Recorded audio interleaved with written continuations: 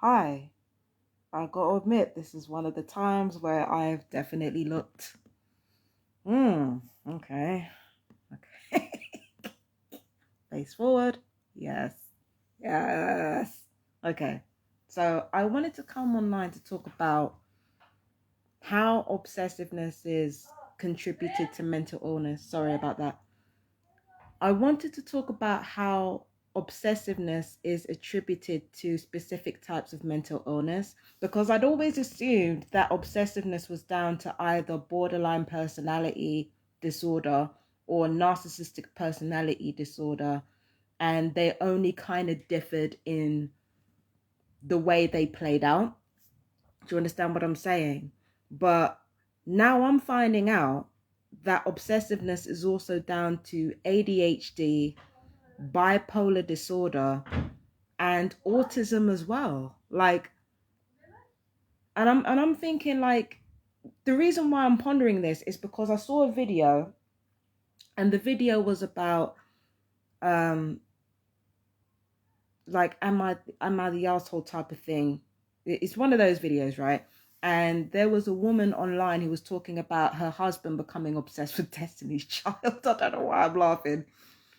So she was worried that her husband was becoming obsessed with Destiny's Child, and how the habit of buying how frightening and expensive the act of buying memorabilia was, because he was obsessed with the group so much that he just kept outbidding whoever it was that was on eBay selling, buying Destiny's Child merchandise. He always outbid the people, so it was getting expensive. And I noticed a lot of people in the comments saying, um, some said it was bipolar, right? Some said it was a sign of manic bipolar disorder. And I think there's some truth to that. But somebody also said that it was a sign of ADHD. Like with ADHD, you get fixated on something and then you move on to the next thing. And then somebody else said it was autism. And I found this really, really interesting. So the thing that I'm pondering is that I'm not telling anyone what's going on, but I'm simply pondering this because I've had obsessive drives myself in the past, right? So I'm just kind of pondering, how does this work? So would it be that if you have borderline personality disorder, that you're chasing a dopamine high and therefore you can get addicted to, whatever gives you that high, whether that be sex or whether that be, and you can mistake that for love? Is that what it is when it comes to borderline?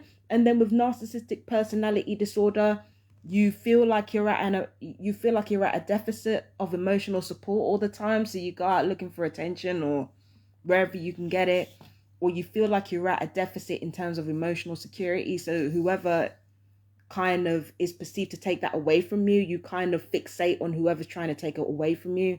Like, does it, like, do these obsessive natures play out differently in terms of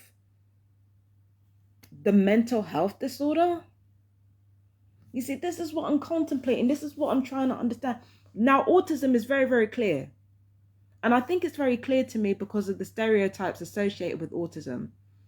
With autism, it feels like the obsession feels like, or the fixation, it feels like it's not chasing a dopamine high. It's not novelty chasing, but it feels like the opposite. It feels like because there are so many, different sensations coming in, and so many, it just feels like because there's so much external stimuli, the autistic person needs a focus in order to ground themselves in a way. So I feel like with autism, the fixation thing is different. And then with ADD, it feels like it's just a short-term thing you get fixated on until you move on to the next thing. I feel like autism and ADD are kind of doing the same thing. They're trying to find something to anchor them. But where autism, um, definitely wants security and definitely wants something to ground them, and BPD seems to be looking for the next novelty because they're chasing that high that will keep them elevated. It feels like ADD, there's this conflict between wanting stability and wanting security and wanting to chase that novelty. And the conflict is that both those emotions or both those needs are happening simultaneously. And I feel like that's why maybe people with ADD stumble from one thing to another thing and then to another thing, and then each time they get really, really fixated on that one thing. So I feel like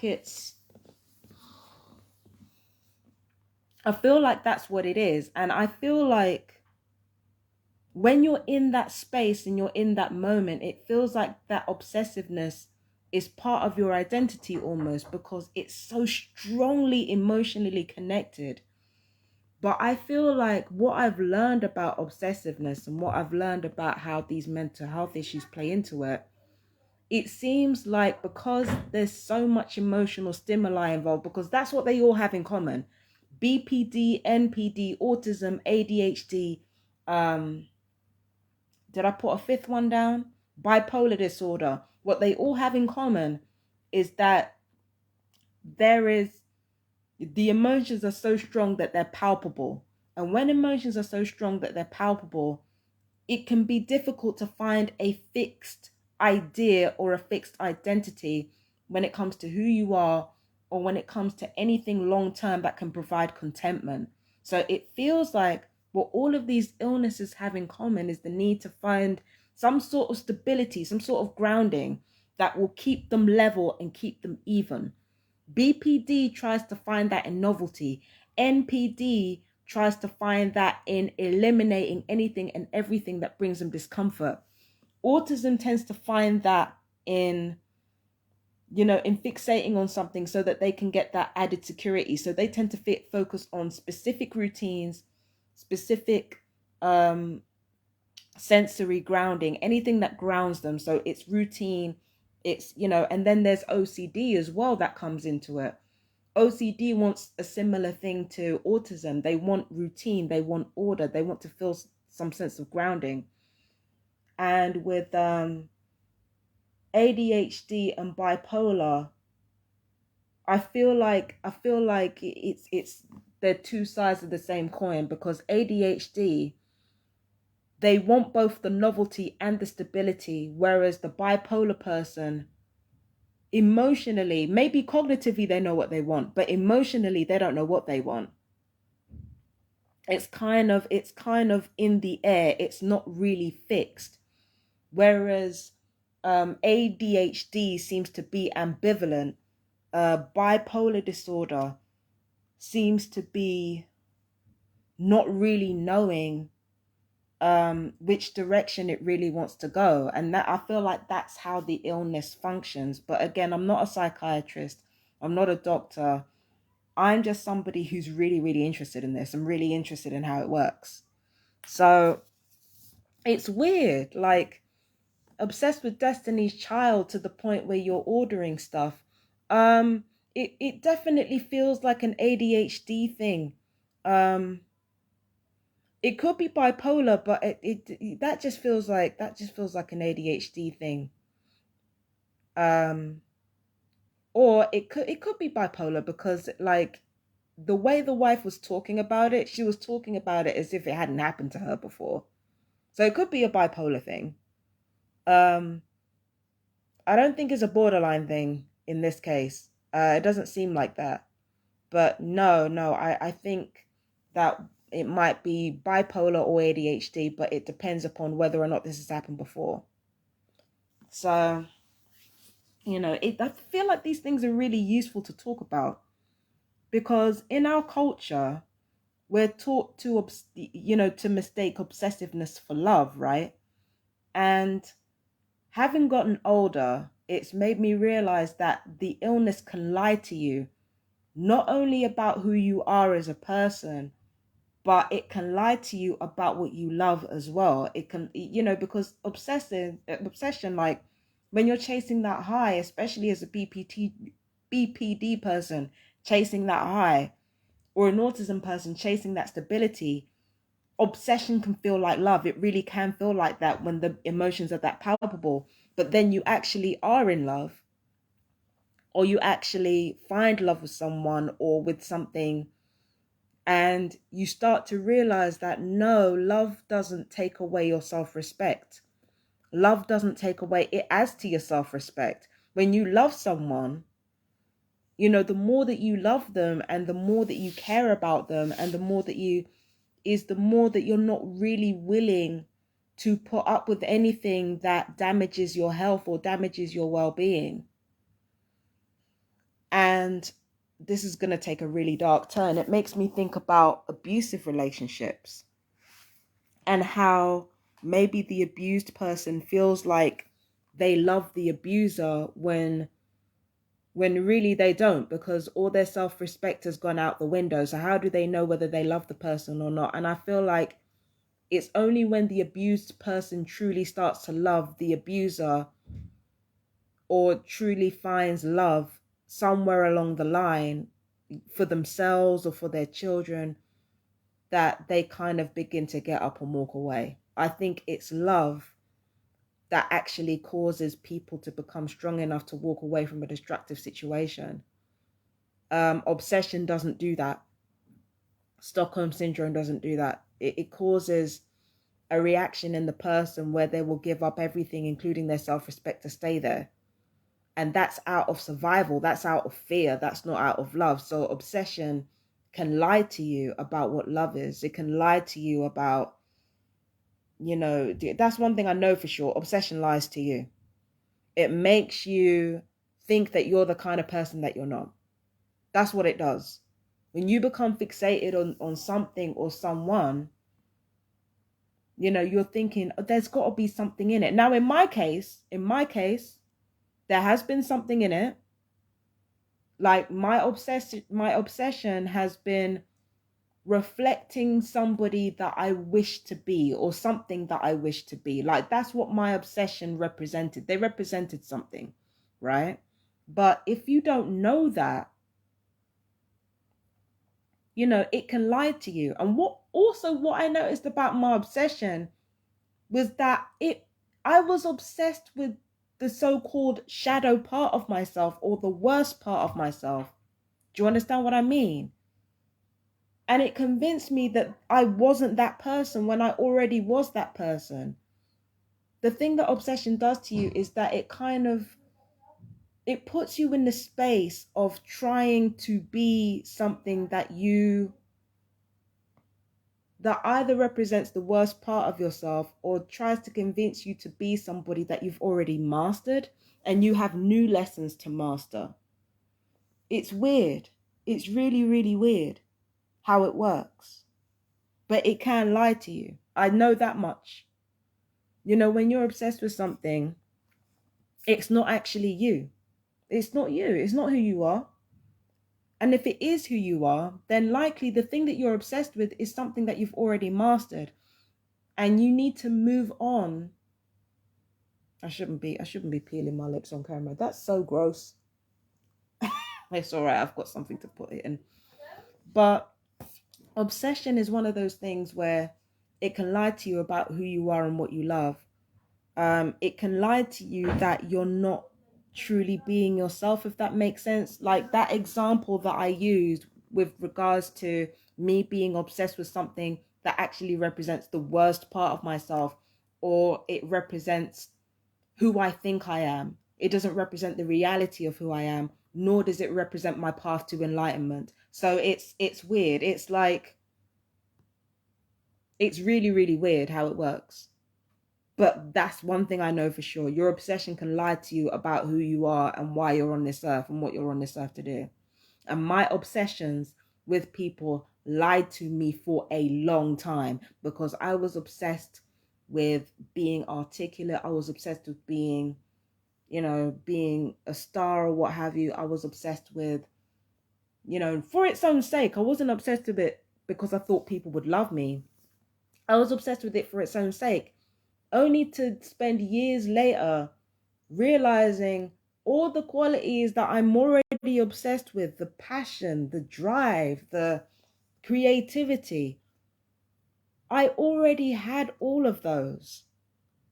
And what I was looking for was the freedom to let those things out of myself. And that's why I kind of attach myself to to masculine versions of that. Like with women, I wanted something different, but with males in particular, I wanted them to be more like me. I didn't realize I wanted them to be more like me. I didn't realize that, but that's what I wanted. Passion, drive, because I wanted the freedom to release those qualities from myself when it comes to the men that I was attracted to.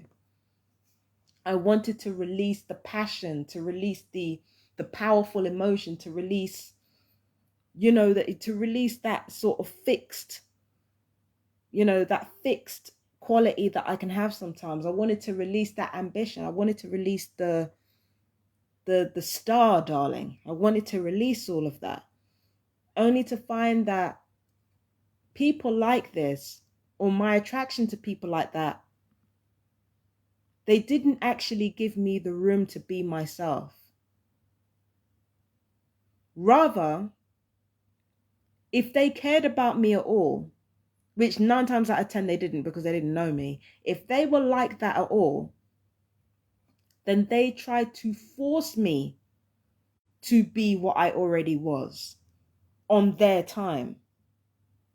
So if they cared about me at all, then usually it was the need to force me to be that person before I was ready, and before I was ready to step into that role of being the bright shining star, darling, or of being the driven, ambitious and focused person. Do you understand what I mean? So like, my attraction to people like that was me low key trying to force myself into exhibiting those qualities that I already had in the first place. And the only reason why I wasn't where they were was because I had different lessons to learn. I had to forego desire. I had to forego. There are certain things I had to let go of. And what I was chasing after, it wasn't part of my lesson. Not yet anyway. It wasn't part of my lesson. So this is exactly what I'm talking about when I say obsession can blind you from who you really are and what lessons you're supposed to learn. Now, the people who attracted themselves to me, they like to do shit simply for the love of doing it. That was the lesson I was supposed to learn. The friends that I attracted to me, the romantic partners that I attracted to me, both male and female, they did shit. Well, I haven't attracted any female romantic partners yet. Not yet. But I realized that the people I was attracting, they did shit simply for the love of doing it. That was who I had to master. That was the lesson that I had to master. Not to do shit for status. Because quiet as it's kept, those people that I was idolizing or obsessed with, they weren't doing it for status either. It's just that they had natural qualities about them that made their status more elevated. I attracted into my life instead people who were, who did shit. I'm getting too personal now. People who did shit for the love of doing it. And that's the lesson that I was supposed to learn. I wasn't supposed to learn how to be famous, or how to be a star, or how to be any of those things. I was supposed to learn the lesson of love, doing something you love for the sake of doing it. And I was also supposed to learn that love was very, very different to obsession. And I definitely learned that. When you love something, it gives you your self-respect. It gives you healthy boundaries. It gives you the courage to kind of face down anything that is not worthy of you. And it forces you to be like, you know what, I'm not okay with this. I'm not comfortable with this. And it gives you the courage to say, you know what, this is not good enough for me. And the thing is, with things or people that you love, the irony is, right, is that when you're obsessed with something, you feel like you can't live without it. Only for you to completely lose interest and think, why was I hanging on to that? But with love, you can miss something or someone that you love, but But it's that same love that gives you the ability to live without that thing or live without that person, because love liberates. It's like Maya Angelou said, love liberates. It's the same thing or the same people that you love that kind of gives you the ability to live without it or live without them. Love liberates. It's true. Love liberates. And I can't believe that it took me this long to kind of get that. But this is what happens when you are like largely undiagnosed and your worst self is continuously, your scabs are continuously picked at all the time, and you don't have the mental capacity to gain space for yourself to realize who you are. And that's what's happening to a lot of people, not just targeted individuals, but a lot of people. They don't have the fucking space. They get obsessed with shit because they don't have the fucking space to kind of examine, well, hang on a second. Like, why am I obsessed with this? Why do I feel like I can't do without it? Do you understand what I'm saying? It's one of those things where you need the time and you need the space to be able to figure these things out, and a lot of people don't have that. That's why when we have obsessive tendencies, or when people with autism, BPD, ADD, NPD, any mental health disorder that throws your emotions out of whack, that's why we don't tend to distinguish between obsession and love, or trauma bonding and love even, because love feels very, very different to obsession. And it's only when you get older and you've had the time and the space to kind of figure all this out. And on top of that, I've had therapy sessions as well. I love therapy. Anything to do with therapy, I love. But you need the time and the space and the hard work and life continually kicking your ass in order for you to realize this is what love feels like. And this is what obsession feels like. You can miss love but live without it. And whilst you feel like you can't live without your obsession, the second that it's gone, you don't miss it. But it's like these illnesses, this emotional instability, like I said, it's deceptive. It's deceptive and it's insidious. Do you understand what I'm saying? So the whole exploration around obsessiveness is really, really interesting. And yeah, I talked about myself like I usually do, but the reason I say that is because I want to know how you guys process your emotions. I want to know how you guys, your relationship with obsession and your relationship with love, and if you've noticed anything different between the two. And ultimately what you want, obsession can be really good for,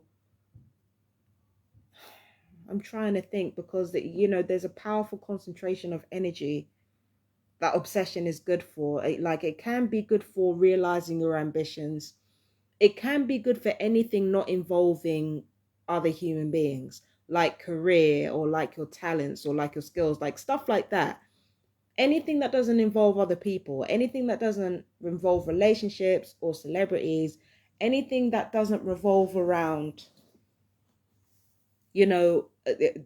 bending to the will of others or bending the will of others, I feel like obsession can be really good for. If you need to practice for something, obsession can be really good for that. If you need to, have a proper routine, obsession can be really good for that, I think. But, when it comes to something like that, because you're getting scraps of emotion that are built up to an insane degree. So I feel like inanimate objects are good for that. But when it comes to love, it's like, yeah, that is something that should be reserved for other people, really. I don't feel like it should be, love should be reserved for anything inanimate. I think love should be reserved for people and yourself. And like I said, love is very different because you can miss it, but still live without it. Or still feel like you can live without it. You know what I mean? So yeah, it's really interesting. It's an interesting thing, you know. I'll try to find that video with Destiny's Child. It's on Facebook. I'll try to find it, and then I'll try to post the link after I've recorded this. So yeah, I just find it really interesting. You know what I mean? I just find it interesting. I feel like it's a really interesting thing to talk about. So anyway, my fellow TIs, is there anything else before I need to go? I'm sure I'll remember it after I get off this live, but I want to get off this live now because I want to watch some crap. So anyway, I love you guys. Peace and blessings. Oh yeah, no, before I go, obsession and manifestation. I almost missed that one. Obsession and manifestation. I remember posting a TikTok video talking about why your manifestations don't work. Because when you're obsessed with something, you're getting the scraps of emotion, you're not getting the real thing. So you can manifest what you're obsessed with, but you only manifest it when you're at a distance away from it or when you can't see it happening. Because when it comes to obsession, you're getting scraps of emotion, you're not getting the real thing. When people are obsessed with celebrities, it's scraps of emotions that are aimed at that person because of other more important things in their lives that feel insurmountable. So it's like when it comes to manifestation, you're more likely to actually manifest what you love than whatever it is that you're obsessed with. It's the thing that you love most or you expect the most that you end up seeing. Whatever it is that is attached to scraps of emotion that you've built up, you're likely to not see it. You're likely to not experience it directly. It will manifest, but without you there, because the obsession is not the real you.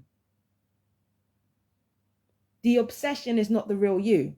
The real you is something different. You see, I almost missed that shit. I almost missed that shit. Do you understand what I'm saying? I almost missed that. But it's very important. You do manifest what you're obsessed about. It's true. But obsession, when it comes to manifestation, it's useless. It's fucking useless. Because you only obsess, when you obsess over something and you manifest what you obsess over, there is an emotional and physical distance from it when it finally happens. It's useless. Fucking useless. You might as well just manifest from a place of love, because the frequency of love, is more useful anyway. It's more useful to you anyway, rather than manifesting what you're obsessed over. I'm just saying, babes. Manifesting what you love, it has more meaning. But when you're obsessed with something, it's just the scraps of your emotion that are, That was something that I was supposed to say for Empress Justice Tarot, but fuck it, might as well. Yeah. It goes with same goes for prayer, same goes for anything. Don't bring your fucking scraps to the table. And if you are going to bring your scraps to the table, then understand that you might have to sacrifice something that you love in order to do it. And spoiler alert, it's not fucking worth it. It really ain't worth it. So I love you guys. Peace and blessings. Mwah. My fellow TIs, I love you so much. Peace and blessings. I love you. Bye. Mwah. Bye-bye.